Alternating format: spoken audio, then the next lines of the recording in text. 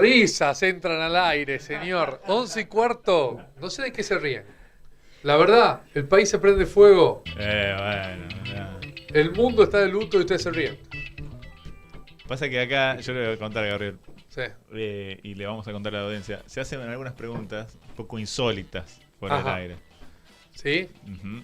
Entonces... ¿Cómo cuáles? Y, por ejemplo, dice, che, tenemos una llamada con, no sé, con el Pulga Rodríguez. ¿Y de qué vamos a hablar? ¿Y de qué va a hablar, boludo? Y bueno, justamente el Pulga Rodríguez, la verdad, no se me ocurre de qué podríamos hablar con el Pulga Rodríguez. ¿Se le ocurre algo a ustedes? De autos vamos a hablar con el Pulga Rodríguez. Y quizás de Del vinos, clima. quizás de empanadas moqueñas, de su carrera política. Tenemos una nota con Christopher Brito. ¿De qué O vamos a sea, hablar? un gol De no hace, fútbol. el Pulga no hace un gol hace como un año. No, De goles no podemos hablar. qué falta de respeto. No, la gente del Atlético tiene que venir a repudiar esto. que La acaba de gente de pasar. Atlético son los primeros que le dicen eso al Pulga después. Yo me Disculpame que te lo diga. ¿Dónde está Matías Juárez? ¿Dónde está la gente? Y Matías Juárez la tiene, gente me va a decana?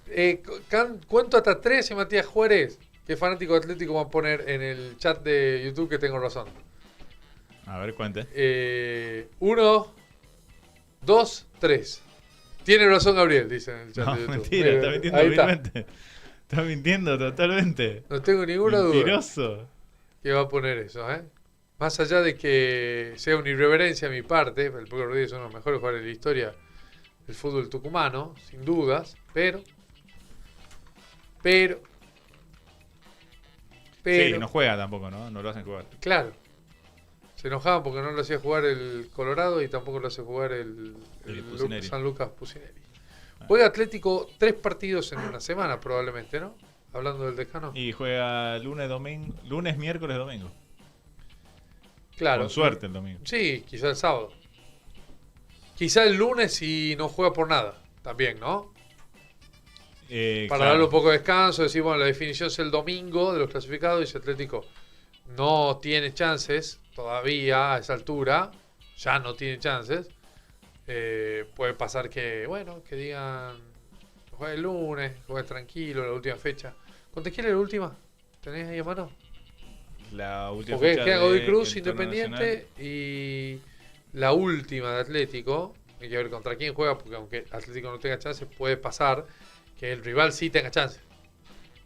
También. Juega contra Lanús de visitante. ¿Cómo está Lanús? Bien. A ver, Tucumán. déjame ver. Estoy viendo la tabla de posiciones, acá lo tengo. Juegan con Lanús de visitante y Lanús va a estar peleando probablemente. Y sí. Lanús va a estar peleando porque está ahí, es el penúltimo clasificado, tiene 17 puntos. No va a Bueno, zafar Atlético de... puede llegar clasificado Lanús, porque le lleva 3 a Instituto y a Godoy Cruz. ¿No? Si le saca más de 3, ¿no? Si le saca un puntito de diferencia en la fecha que viene, por ejemplo, gana, ya quedaría muy cerca de la clasificación. Ujú. Bueno, porque Atlético es el único al que le faltan 3 partidos junto con Independiente. Lo mencionamos Atlético y él es hincha, no es por eso que lo llamamos. Podríamos preguntarle al Pulga también, pero no sé si va a ser el caso. Está del otro lado y le damos la bienvenida al amigo de la casa ya a esta altura. Hablamos muy seguido con él, la semana pasada hemos hablado. Ha venido a este estudio en más de una ocasión. Estamos hablando del cura, el padre Luis Sassano, que está del otro lado y le damos la bienvenida al aire de la Tucumana de mañana. ¿Cómo está, padre? ¿Cómo lo encuentra esta semana? Aquí estamos y como no, también rezando ahí por el DECA, también compartiendo, que no sé si se ve mi mate, pero acá tengo también en el mate el escudito. A ver, ahí está. Bien, siempre acompañando. Estábamos Así que haciendo estamos. números justo esperando la llamada, a ver qué chances tiene Atlético de clasificar todavía, cómo va a llegar las últimas fechas. Bueno, está difícil, pero no imposible. De todos modos, más allá de lo que pase con el decano en los próximos días, semana movida para la iglesia en general, de la despedida de Francisco, todo lo que se va a venir también por delante, que es el cónclave, una nueva elección de un papa. Pero bueno, en definitiva queríamos hablar también por todo lo que está pasando hoy por hoy en la iglesia, en términos generales, en el mundo, ¿no? Sí, no, en primer lugar, vos sabés que el día lunes fue lo propiamente el anuncio del fallecimiento del Papa. Eso ha llevado a que se hagan todos los ritos y el protocolo, que todo lo que implica, en donde el camarlengo tiene que comprobar con los médicos y se hace el rito de lo que es con un rito antiquísimo, ¿no? Que se hace con un martillo de plata, que se le toca 3 veces la frente y preguntándole el nombre como para que responda. Después el rito de la vela, que se le acerca y eso testifica y justifica de que ya esa persona ha fallecido. Se lo llevó a los preparativos y el día martes ya se lo expuso en la capilla privada, en lo que se llama el saludo de la familia papal o el saludo de la familia pontificia, que propiamente no es la familia de sangre, sino que es aquellos colaboradores más cercanos del Papa durante estos 12 años. Entonces, en esa capilla privada, en la capilla de Santa Marta, o lo que se conoce como el Hotel Santa Marta o el Domus Santa Marta, es ahí donde saludaron los seres más cercanos que han trabajado con el Papa en estos 12 años. Y de allí, el día miércoles ha pasado a presentarse el cuerpo en la Plaza de San Pedro, se hace la gran solemne procesión junto con aquellos guardias suizos y también todos aquellos que pertenecen a la diplomacia vaticana, y desde allí está expuesto desde el día miércoles propiamente hasta el día sábado por la mañana. La gente está haciendo entre 6 a 8 horas de saludo al Papa. Hay 2 filas y una fila para los periodistas, en donde pueden pasar a saludar al Santo Padre, como lo habrán visto en las redes sociales y en la televisión, y hasta incluso una religiosa, ¿no? Francesa argentina, que es muy íntima amiga del Papa, que rompió todos los protocolos y estuvo frente a él y con sus lágrimas. El día sábado, aproximadamente a las 5 de la mañana, hora argentina, van a iniciar los ritos fúnebres, o lo que se conoce en la iglesia como las exequias papal, en donde se va a celebrar la Santa Misa a través del decano, del encargado de los cardenales, y por ese mismo motivo, a las 10 de la mañana, hora argentina, será sepultado el Papa Francisco, donde por primera vez en la historia de la Iglesia será sepultado en un lugar ajeno a la Basílica de San Pedro, donde se entierran a todos los papas, y será enterrado en la iglesia de Santa María Mayor. Es una de las basílicas más importantes de la Iglesia y de la hispanidad, porque Isabel la Católica hizo construir esa basílica en honor a la Virgen, pero ajeno a eso, el Papa era muy devoto de la Virgen y cada vez que viajaba o tenía que resolver alguna situación difícil en la iglesia, se iba a rezar y llevaba un ramo de flores a la Virgen. Esto es el primer proceso que estamos viviendo como iglesia, hasta el día sábado. El segundo proceso va a comenzar el día domingo, durante 9 días, que se va a denominar en tinte propiamente castellano, se diría la novena o el novenario. Es en los 9 días en donde se va a rezar por el Papa, por la muerte del Papa, y se va a pedir por su eterno descanso en todo el mundo. Aquí en Tucumán, el obispo de Tucumán, Carlos Sánchez, que justo hoy es su cumpleaños, y le mandamos un saludo, el obispo de Tucumán este martes a las 20 y 30 horas, junto a todo el clero de Tucumán, van a celebrar la Santa Misa en la iglesia catedral, en la Catedral de Tucumán, para rendir honor al Papa Francisco, y a la cual vamos a tener también todos un momento de oración íntimo. Eso se va a gestar en todo el mundo durante 9 días, y en esa misa se pedirá por el eterno descanso de quien fue el Papa Francisco. Y mientras tanto, en el Vaticano, ya desde el día de ayer figura sede vacante, ya no aparece la foto del Papa Francisco, solamente aparecen 2 llaves cruzadas con un paraguas abierto. Quiere decir que acá la única figura que presenta una autoridad es el Camarlengo, es el cardenal Camarlengo, que no tiene una función espiritual ni tiene una función política, es una función solamente de logística. Se encarga de cerrar todos los lugares donde Francisco estuvo, se encarga de cerrar todo lo que refiere a salidas y entradas de información al Vaticano, y todo queda en suspenso en la iglesia hasta que asuma el nuevo Papa. Y mientras tanto, el día domingo desde el día de ayer ya han comenzado lo que se llama la reunión de la Congregación General. ¿Qué es Congregación General? Le explico a la gente. La Congregación General es la reunión de todos los cardenales menores de 80 años y hasta incluso algunos cardenales mayores de 80 años para hablar de cómo ven a la Iglesia. Los cardenales de Europa, algunos de África, ya están reunidos en lo que conocemos hoy como el aula Pablo VI. Se están reuniendo para conocerse, porque son más de 133 cardenales a los cuales no todos se conocen, y estos días van a estar reuniéndose desde propiamente el lunes a hablar qué es lo que opinan de la Iglesia y cómo ve cada cardenal a la Iglesia. Que según cuentan, que estas reuniones de precónclave han generado mucho en Jorge Mario Bergoglio, porque cuando en el 2013 él expuso lo que veía en la Iglesia y cómo se debía trabajar en la Iglesia, llamó tanto la atención de todos los cardenales que ahí fue como el gran voto positivo para que después, cuando fue el cónclave, salga tan rápido. Pero, y con esto termino para darte lugar, pero entiendan bien, obviamente que no sabemos por qué, porque la Iglesia y Dios obra a su manera. Lo que sí se espera que sea un cónclave largo. Nosotros estamos acostumbrados con Benedicto y con Francisco que el Papa salió a las 27 o 26 horas desde que comenzó el cónclave.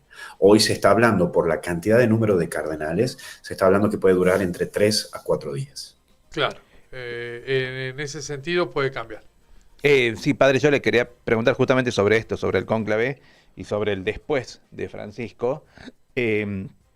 Ya se conocen los nombres y los perfiles de los candidatos a ser el sucesor de Francisco, y hay entre ellos, por lo que pudimos leer, posiciones muy distantes respecto a la doctrina social de la Iglesia Católica.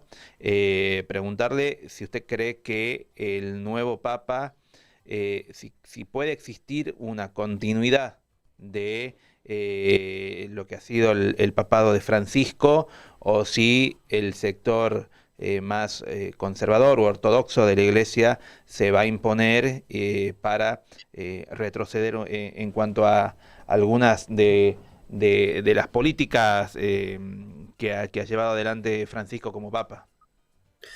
Bueno, mira, obviamente que lo que te voy a decir es más desde un análisis opinable de mi persona. No hay un informe directo, concreto y oficial desde la misma Santa Sede del Vaticano. Mira, aparecen 3 elementos concretos. En primer lugar, hoy el mundo cuenta con más de 240 cardenales, de los cuales esos 240 cardenales menores de 80 años son entre 130 y 150. Eso en primer lugar. En segundo lugar, de esos 130 a 150 cardenales, el 80% de esos cardenales han sido nombrados por Francisco. Así que hay una continuidad en ese punto. En el segundo punto, bueno, en estos últimos 3 últimas elecciones papales, siempre los favoritos de la prensa o siempre los favoritos que aparecían no salieron. Incluso cuando fue lo de Bergoglio, todos nos hemos sorprendido porque nadie se lo imaginaba. Incluso Bergoglio había sido más favorito en el cónclave anterior. Exactamente. En el cónclave anterior sonaba como uno de los que podía llegar al papado, y sin embargo después apareció Benedicto. Exacto. Y Bergoglio recién al siguiente. Exactamente. A eso iba a llegar, digamos, sí. Que la verdad que no se sabe bien, pero bueno, siempre los favoritos no salen. Entonces, sí, por supuesto que se pone como prototipos de personalidades, como para marcar también una cierta derecha e izquierda de la Iglesia, ¿no? Es como que al cardenal Sará, que es africano, se lo considera como de derecha y conservador, y a Suspi, que es el cardenal que es de Bologna, de Italia, se lo considera como de izquierda, ¿no? Pero bueno, en el fondo siempre se busca el punto medio de todas estas cosas. Y tercero, yo creo que a nivel doctrina social de la Iglesia, como vos bien decías, yo creo que sí va a haber una gran continuidad, hay una agenda marcada, y lo bueno de todo esto es que el Papa Francisco desde el año 2020 viene insistiendo con un término que se llama dentro de la Iglesia sinodalidad, o la expresión caminemos juntos. Entonces, como que todo lo que Francisco desde el 2020 gestaba o generaba, consultaba mucho a los cardenales, ¿no? Y buscaba la forma de que los cardenales estén más insertos en el ámbito de toma de decisiones o hasta incluso de sus escritos. Así que me parece que sí podría tener una cierta continuidad en cuanto a doctrina social de la Iglesia. Lo que tendrá que ver son 3 desafíos que me parece que la Iglesia hoy en día tendrá que analizar. la crisis de las vocaciones sacerdotales y religiosas será una tarea que el Papa enfrente. La situación de algunos países donde se persigue al catolicismo, especialmente en la zona de Arabia y de Asia, y el Papa Francisco trabajó mucho concretamente con China, en donde China nombra a los obispos y no el Papa. Entonces, el Papa logró trabajar un poco allí, pero se tendrá que seguir trabajando. Y el tercero, que se viene la Jornada Mundial de la Juventud en Seúl, y entonces también ahí tendrá que trabajar fuertemente en esa etapa. Aprovecho, padre, porque la verdad que al menos yo me desburro y seguramente un montón de gente lo va a hacer del otro lado. Cardenales en el mundo, nos decías, cerca de 240, creo que fue el número que usted dijo recién. Preguntarle, Sí. ¿son todos elegibles? ¿Todos, cualquiera de ellos puede ser papa? He leído por ahí que hay cardenales no elegibles y que a su vez no pueden participar del cónclave. Quería saber el porqué de esto, si es que es así. Ujú. ¿Y por qué hace usted la separación entre los mayores y menores de 80 años? Sí, en el año, bueno, ya en la iglesia, desde el siglo XIX se gestó que los mayores de 80 años no sean electos o que no sean papables, pero sí pueden tener voz, sí pueden dar sugerencias, sí pueden dar sus mociones en referencia a esto, pero en la Capilla Sixtina no pueden entrar. O sea, no Pueden participan del cónclave propiamente dicho. Exactamente, pueden estar antes del cónclave, pero en el cónclave propiamente no pueden estar. Pueden dar sus Bien. sugerencias antes o su visión o su postura, pero no. En el año 1996, Juan Pablo II, el Papa, Sí. dejó detallado con muchas normativas concretas cómo tenía que vivirse el cónclave y allí acentuó que los mayores de 80 no podían ser electos papas por una cuestión de la labor de la iglesia y del mundo como había cambiado. Y más allá de que estamos en una situación en donde las edades se han cambiado muchísimo, porque una persona de 80 actualmente no es lo mismo de hace 30 años atrás, Ujú. pero sin embargo, para las decisiones que se tienen que tomar dentro de la iglesia, es necesario tener una persona entre 60 y 70 que lo gobierne, o entre 70 hacia los 80 que lo gobierne, porque también uno de los comentarios que surgían después de la muerte de Juan Pablo II, que es uno de los terceros papas, son solamente 3 papas, los que duraron muchísimos años Sí. como papas. El Juan Pablo II duró 25 años. Entonces los cardenales empezaron a marcar como una cierta tendencia a buscar que los papados sean cortos, entre 10 a 15 años, más tardar 20 años. Ujú.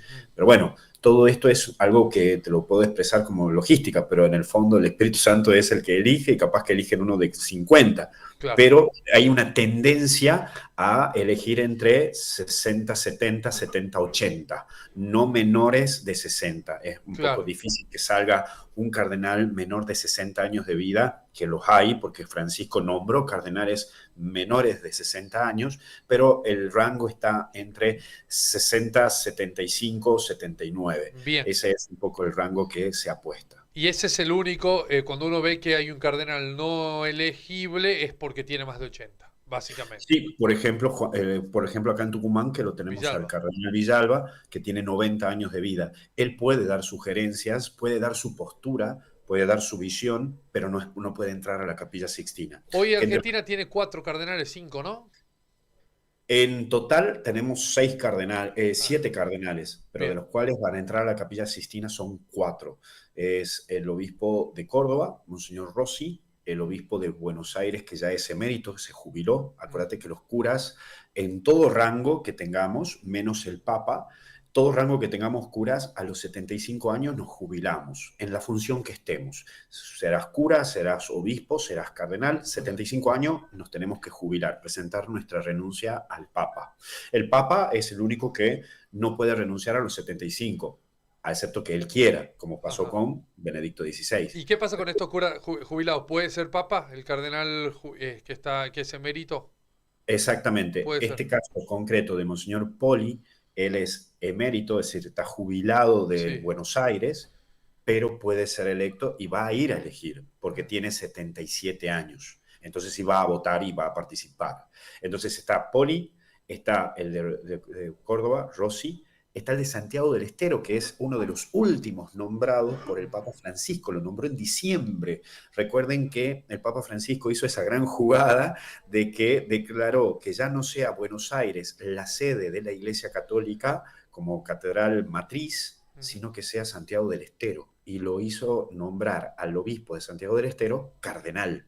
Antes siempre era el obispo de Buenos Aires. Claro. Así que esto es el cambio que se gestó ahora en diciembre. Y el cuarto que tenemos es el que trabaja, o que mejor dicho, trabajó con el Papa Francisco, que es Tucho Fernández, que él está allí en Roma y trabaja en la Santa Sede. Esos son los 4 que están ya preparándose para lo que sería propiamente el cónclave. Claro. Veremos qué pasa. Muchos hoy hacen una tendencia a que el Papa próximo pueda ser de Europa o de Asia, o posiblemente de África. No se cree que sea un latinoamericano o un americano. Vuelvo a repetir, todo esto es comentarios, todo esto es que hablamos de cosas inciertas. El Espíritu Santo es el que tiene la última palabra para los que somos creyentes, pero un poco que es la tendencia, se habla de que haya una fuerte presencia europea. Así que estaremos viendo qué pasa dentro de 15 días. Un paréntesis, padre, ya le vuelvo a preguntar cosas específicamente del cónclave, pero me suena a mí, también desde la ignorancia, que es la primera vez que Argentina tiene tantos cardenales, ¿no? Que tuvo, de hecho, creo que cuando fue Bergoglio era el único. Y durante mucho tiempo tuvo uno solo Argentina, ¿no? Durante mucho tiempo, el único cardenal que tuvimos era el obispo de Buenos Aires. Es Claro. más, siempre era que asumía como arzobispo de Buenos Aires, va a ser cardenal. Claro. Eso siempre teníamos esa tendencia. Ahora no, y es más, va a cambiar muchas cosas post-Francisco. Una de las cosas que va a cambiar es que ya va a ser muy difícil que el arzobispo de Buenos Aires sea cardenal. Ahora es más seguro que el arzobispo de Argentina siempre sea de Santiago del Estero. Claro. Así que ya empieza a haber algunos cambios, efecto Francisco. Y otro de los efectos que también genera Francisco es que por primera vez va a participar un cardenal de Uruguay, por primera vez va a participar un cardenal de Paraguay. Eran países que no tenían cardenales. Y Francisco se encargó no tan solo de nombrar más cardenales en Argentina, sino nombró más cardenales en países de Latinoamérica que no existían o que no eran parte de lo que se manifestaba como zona cardenalicia. O sea, de alguna manera amplió el cupo de participación de la iglesia mundialmente, digamos, ¿no? No solo para los argentinos, sino para el mundo. Totalmente, nombró más cardenales latinoamericanos y nombró más cardenales asiáticos. Si bien se dice que la Iglesia Católica ahora, donde está más fuerte ahora es en Asia, como en la década de los 80 y 70 era fuerte en Latinoamérica y como la década del 90-2000 era fuerte en África, ahora la Iglesia apuntala a ser más fuerte en Asia. Entonces el Papa Francisco nombró más cardenales asiáticos, a la cual un filipino también figura como conocido como el Francisco asiático, tiene mucha tendencia a que sea muy votable y pueda ser un futuro papable. Pero bueno, eso lo sabremos dentro de 15 días, pero sí Francisco ha hecho un giro en todo lo referente al cardenalato. Es por ese mismo motivo que se habla de que va a ser un cónclave mucho más largo. Le pregunto, padre, porque, bueno, se ha dicho de todo de Francisco, de Bergoglio, incluso antes de ser Francisco, ¿no? Se ha dicho, ha tenido siempre detractores, ha tenido gente que siempre lo ha apoyado mucho. En general me da la impresión que es una figura que no para de engrandecerse con el tiempo, y en estos últimos 2 o 3 días mucho más, y que va a ser una figura que con los años va a ser muy grande para nosotros los argentinos. Pero me quedan dudas sobre cómo va a ser para el mundo y cómo es para la iglesia en particular. Estamos despidiendo a un gran papa. Sé que para la gente de la iglesia y que para los creyentes todos los papas son grandes, pero también sé que hay mejores o mayor o más grandes, algunos más grandes que otros. Y en este sentido, ¿estamos despidiendo a un gran papa en términos históricos y en términos teocráticos también? Mira, aquí las comparaciones son muy odiosas, ¿no? Y pido perdón, pero veníamos de papas tremendos. Es decir, hemos tenido en este siglo papas gigantes que han marcado mucho la historia. Juan XXIII, con la situación de la Guerra Fría y llamar a John Kennedy y bajar las armas atómicas junto con la situación de Cuba. Pablo VI, que tuvo que enfrentar toda la situación de izquierda dentro de la Iglesia con lo que se llamaba la teología de la liberación. Juan Pablo II, que de más está decir que ha sido un papa que ha marcado y hasta incluso vino a Tucumán, es decir, un papa que... Papa viajero que recorrió el mundo. recorrió el mundo, marcó la iglesia, puso orden en muchas cosas dentro de la iglesia, hasta es un papa que cuando fue a Nicaragua y estaba mezclado lo político y lo católico, lo religioso, los curas metidos en la política, se fue a Nicaragua, bajaba de la escalera y se lo veía cómo lo retaba a todos los que eran presidentes o obispos, que eran gobernadores, diputados, que eran curas, los retaba así, se lo ve con el dedito, no tuvo problema con nada. Benedicto XVI ha sido un papa que podríamos decir fue silencioso en sus actos por su forma tímida de ser, pero sin embargo actuó mucho dentro de la iglesia, incluso adintra, hacia adentro, específicamente a los casos de abusos sexuales, marcando lo que hasta el día de hoy tenemos dentro de la iglesia, lo que se llama tolerancia cero para los abusos sexuales. Francisco ha gestado una, yo diría a mi modo de ver, una mezcla entre Juan Pablo II y Benedicto. Si bien cuando Benedicto renuncia, se dedica a prepararle un informe de la realidad de la iglesia y de lo que estaba sucediendo dentro del Vaticano, en ámbito administrativo, en ámbito de corrupción dentro del Vaticano y también en situaciones complejas dentro de los que trabajan en el Vaticano. Por eso Benedicto dijo, hasta acá llego yo, necesito a alguien joven que venga porque hay que meter mucha mano y mucho bisturí. Llegó Francisco. Entre los primeros 4 y 5 años de Francisco, desde el 2013 hasta el 2017-18, se ha marcado mucho el bisturí de Francisco. Se ha marcado mucho los cortes que hizo adintra del Estado Vaticano. Incluso llegamos a tener hoy que la tercera persona más importante del Vaticano es una mujer. Siempre era un cardenal, siempre era un obispo. Francisco empezó a meter mujeres, empezó a meter laicos, es decir, personas que no eran curas ni monjas. Y Francisco nos ha dejado, sí, un gran cambio dentro de la iglesia en el modo de pensar. Todos los que salgan ahora de curas, durante estos 8 años de formación para ser sacerdotes, se han formado con la forma de ser de Francisco. Así que sí vamos a tener una presencia de Francisco mínimamente por 10 años más. Y es por eso que ahora se empieza a gestar todo lo que él marcó y lo que dejó. Dejó la vara muy alta, eso también es verdad. Incluso desde decirte de que usó los zapatos que usó siempre, de tener su salida de escape así de la nada, romper protocolos, llamar por teléfono, estar atento al otro. Yo creo que sí estamos terminando un papado que sí va a marcar un antes y un después, siendo ya desde inicio el primer papa latinoamericano. Ya con eso hay un cambio total. Y el segundo, primer papa no europeo también, ¿no? No solo es latinoamericano, sino que digo, es el primero que sale del europacentrismo, digamos. Exactamente, y el modo de pensar. El modo de pensar, te pongo un ejemplo concreto. Lo primero que hizo cuando salió como papa es que los que son menores de 50 años no pueden tener el título de monseñores, que era un título como honorífico, y muchos curas hasta buscaban ese título honorífico. Se quitó ese título de monseñores. Se quitó, mirá lo que te digo, que los cardenales vivan gratis en el Vaticano, a pagar alquiler, a pagar, es decir, como cualquier hijo de vecino. Es decir, empezó a marcar un cierto cambio rotundo dentro de la misma iglesia, y a los curas también nos dio palo, digamos, a los curas también nos marcó la cancha, nos dijo, muchachos, a dejar de buscar privilegio, a dejar, hagan esto, sean, el famoso término, ¿no? Sean pastores con olor a oveja, no estén distanciados de la gente, métanse, laburen. Así que yo creo que sí hay muchas cosas que van a tener un tinte de repercusión de Francisco, y que sí hemos tenido un papa que sí ha marcado en la iglesia. No sé si como Juan Pablo II, son tiempos distintos, totalmente distintos, pero sí han marcado. Recordad que el coronavirus ha sido un punto que él desde el 2018 ya venía hablando de los virus que podrían surgir, efectos de que el ser humano no se cuide y efectos de que surjan cosas de laboratorios. Así que eso lo comienza a decir en un documento llamado Laudato Si en el año 2018. Bueno, la verdad, padre, ha sido un gustazo hablar. Vamos a seguir teniendo comunicaciones con usted, con vos. La verdad, te tuteamos acá. Hemos tenido una charla de fútbol una vez espectacular acá en este lugar. Ahora nos toca hablar desde otro lugar, quizá más protocolar, pero vamos a tener oportunidades en los próximos días también, porque se vienen días definitorios para la iglesia en las próximas semanas, así que seguramente vamos a aprovechar esta fuente de consulta que tenemos con vos, que siempre tan gentilmente nos abrís las puertas y nos conversás y nos contás y nos enseñás a todos.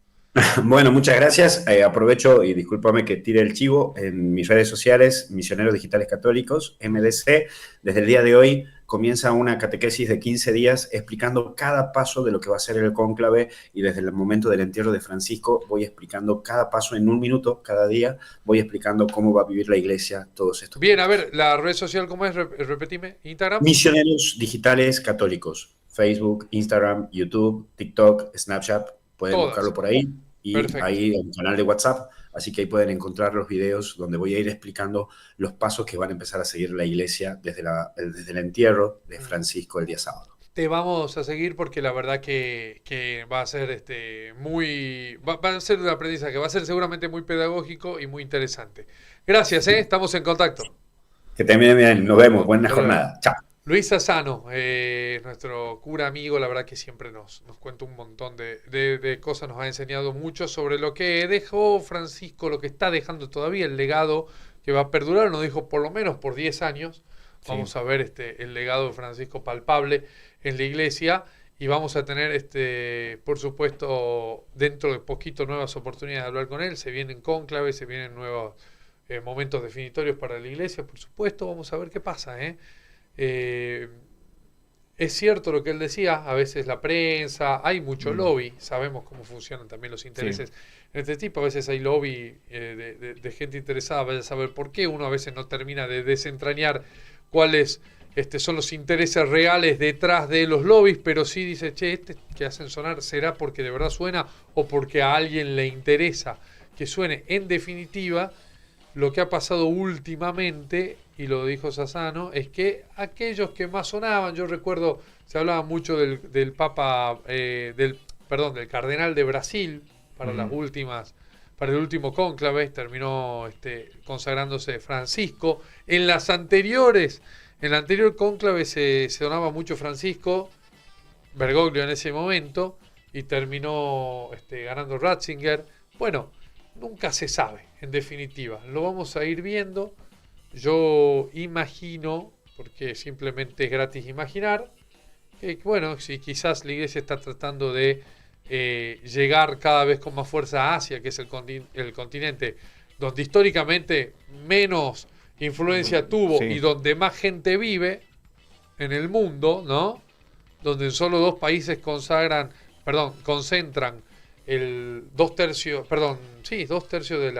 un tercio de la población mundial, entre China y la India, donde si le agregás Indonesia, Bangladesh, Pakistán, Filipinas mismo, que tiene una posibilidad de tener ahí, tiene cardenales importantes, si juntás esos 5 o 6 países, ya tenés más de la mitad de la población mundial, ¿no? Entonces, pensás, bueno, quizás a la iglesia les convenga hoy por hoy consagrar a un papa asiático. Uno imagina eso también, pero tal vez desde ese lugar de simple imaginación, ¿no? Decía Sassano, para los creyentes, a esto lo define el Espíritu Santo, no lo define nadie más, ¿no? Eso es lo que los creyentes creen, valga la redundancia. Veremos qué sucede próximamente. Mientras tanto, seguimos de cerca el funeral del Papa Francisco, que terminará el día sábado, que a partir del domingo empiezan las novenas, y bueno, toda la historia que también nos contaba, el recorte va a estar en un ratito nomás en la Tucumán FM, ¿no? Bueno, ¿vamos a un corte, Franco? Vamos a un corte. ¿Tenés alguna canción o nada? Quiero escuchar La Vela Puerca. Bien, bueno, tu respuesta esta vuelta. Dale, sí, pero tenía un tema ahí que me estaba dando vuelta cuando me desperté hoy, así que... Que suene ¿Qué tema? Dale, a ver. El señor de La Vela Puerca. Cántalo un poquito, ¿cómo no es? sé cuál es. No, yo no canto. No, yo no canto. Me van a ver cantando ahora en el pausa. Es un gran señor. No, ese No. es lo auténtico Mire para decadentes. atrás. ¿No es el señor? No, claro, ese es el gran señor de los auténticos decadentes. No, Y él dice, Señor, no le quite años a su vida. No, ese es Ricarda Arjono. Ah, él es. Bueno, está bien, póngale así lo escuchamos.